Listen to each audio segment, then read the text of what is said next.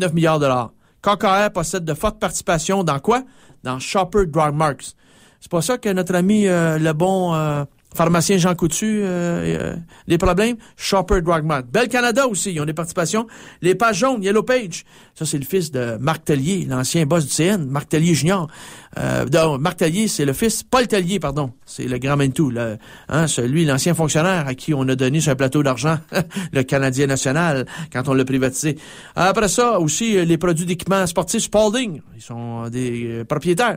KKR Financial Holding va être enfloué d'urgence pour 270 millions de dollars par Henry Kravis et George Roberts en septembre 2007. Puis on va remettre une nouvelle mise le 20 février 2008 parce que KKR Financial Holding, ça va pas bien. Les produits dérivés commencent à miner nos résultats annuels.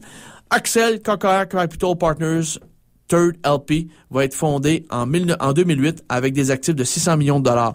Et les actifs de KKR en 2008 s'élèvent à 60 milliards de dollars et retenez-vous bien, le rendement annuel moyen depuis 1976 du fonds spéculatif KKR, c'est 27%. 27%. Et regardez, le rendement annuel pour l'année 2007 du fonds spéculatif KKR pour les fonds qui auraient mis de l'argent ou les riches milliardaires fortunés, c'est 55% en 2007. 55%. Un détail. Bon, le groupe Carlyle maintenant. Ça, c'est notre troisième grand requin blanc des fonds spéculatifs à coquiner avec les services secrets. Fondé en 1987 dans l'hôtel du même nom à Washington par Stephen Norris. Ce bonhomme-là, c'est un bonhomme qui étudie à Yale, membre de la promotion des Skull and Bones. C'est un ex-directeur des hôtels Marriott, membre du gouvernement Bush père en 1989. Il va devenir d'ailleurs le conseiller financier du prince Al-Walid, qui lui gère le Kingdom Holding pour des placements qu'il fait dans la banque Citigroup. Et fondé également le Carlyle Group par David Rubenstein, qui est un avocat chez la firme d'avocats Shaw, membre du gouvernement Carter, Jimmy Carter en 1976, directeur de JP Morgan Chase et Rockefeller, membre du sommet de Davos, de la commission trilatérale, de la Freedom House, un think tank de droite, membre du Hoover Institute et également du Institute for International Economics avec M. Peter Peterson du groupe Blackstone. En 1987, M. Stephen Norris et M. David Rubenstein vont recruter 3 jeunes loups. Ils vont recruter William Conway Jr., Dan Daniello, qui est un ancien vice-président de Marriott Hotel, et Greg Rosenbaum. Carlyle installe ses bureaux dans le polygone du pouvoir à Washington, c'est-à-dire à 1001 avenue Pennsylvania, c'est-à-dire entre le FBI et la Maison-Blanche. Parce que la Maison-Blanche, son adresse, c'est quoi? C'est 1600. Puis eux autres, le groupe Carlyle s'installe dans le polygone du pouvoir, c'est-à-dire à 1001. Et sur la rue Pennsylvania, ça grenaille pas à peu près. Et il y a beaucoup de crabes dans ce panier-là. Carlyle va racheter des entreprises de différents secteurs économiques, dont la défense, l'aéronautique, l'automobile, le transport, le commerce de détail, l'énergie, la santé, l'industrie, l'immobilier, les télécommunications, les médias, etc. Carlyle est enregistré au Delaware, est enregistré en Suisse, paradis fiscal, au Luxembourg, très respecté comme paradis fiscal, aux îles Anglo-Normandes, ainsi qu'aux îles Caïmans. Merrill Lynch, la banque de Wall Street en banqueroute depuis septembre 2008, va participer à toutes les OPA sauvages de Carlyle dès 1987. Carlyle s'associe au fonds de pension General Motors Acceptance Corporation dès 1988 et c'est cette même gang qui a reçu 6 milliards de dollars du Congrès américain. GMAC, ça c'est le bras financier de General Motors. GMAC est contrôlé, vous le savez, à 51% par Cerberus. Ça, on va y venir plus tard. L'avocat Thomas McClarty de la firme d'avocats Kessinger McClarty Associates. Et M. Thomas McClarty est membre du Cato Institute, un des puissants think tanks de droite des États-Unis. Il est membre du Conseil des relations étrangères.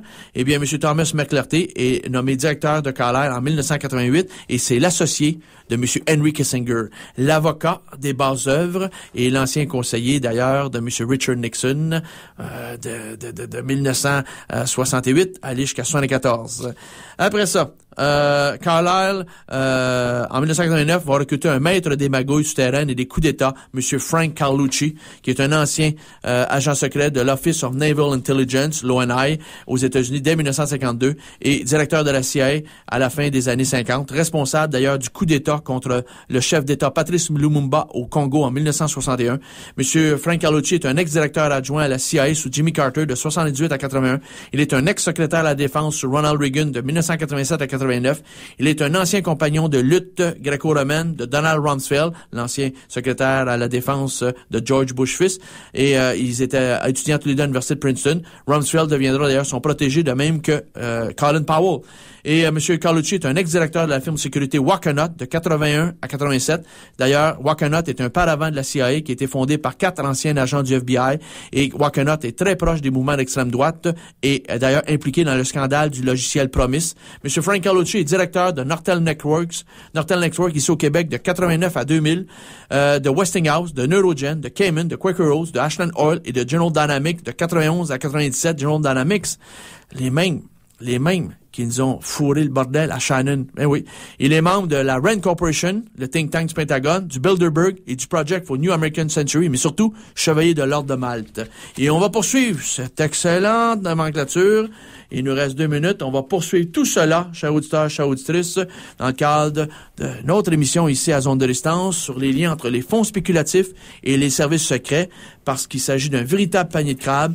Et cette cause-là, cette crise-là, est annoncé depuis 2001 avec la faillite frauduleuse d'Enron. Tout le monde est au courant, mais tout le monde a fait de l'aveuglement volontaire. Alors, il est important de connaître ces énergumènes-là. Je l'ai dit comme faut, là. Énergumènes, tu vois? La misère a dit au début, il s'agit de se réchauffer. Un coup réchauffé. On dit n'importe quelle sornette, un peu comme Sylvain Bouchard, du 93,3 FM à Québec. À taboy! Qu'est-ce qu'on peut trouver dans les documentaires à la télévision dans les prochains jours? Mardi ce soir, grand reportage. Le pillage de l'Amazonie par des compagnies nord-américaines. C'était à RDI à 20h. Et lundi prochain, grand reportage, profil de Hugo Chavez du Venezuela. Ça va un peu moins bien, là. Le baril de pétrole, est moins élevé.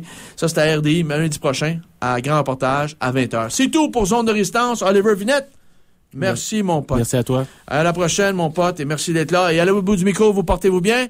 Gardez le sourire. Et comptez vos rentes, parce qu'il va vous en manquer quelques-unes avec nos petits amis de la Caisse des dépôts de placement.